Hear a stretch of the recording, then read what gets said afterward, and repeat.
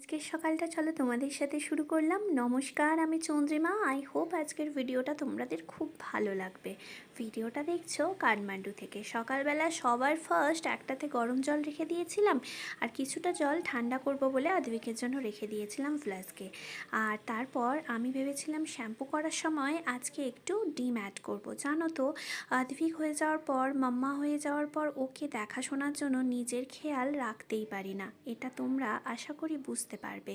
তো mix pickle এনেছিল আগের দিন, ভীষণ সুন্দর খেতে। জানো তো, ভাত দিয়ে মাঝে মাঝে খাচ্ছি, বেশ ভালো লাগছে। বাট এটা না আলু পরোটা, ডাল পুরি এসবের সাথে আরও ভালো লাগবে। তো ওকে আজকে একটু ডিম দিয়েছিলাম, যেটা ইলেকট্রিক কেটেলে মানে রুমেই করে নিয়েছিলাম।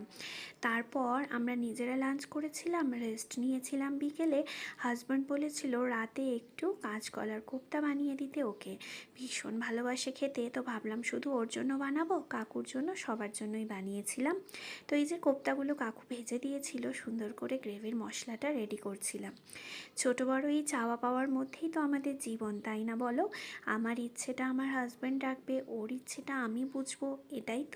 এটাই তো আমাদের জীবনের চাওয়া পাওয়া। আর কি আছে বলো তো আমাদের জীবনে? তো তৈরি হয়ে গেছিলো। আর আমার একমাত্র মেডিসিন বলতে পারো সব কিছুর, যেটাতে আমি ভীষণ এনার্জি পাই, এই যে দুধ চা।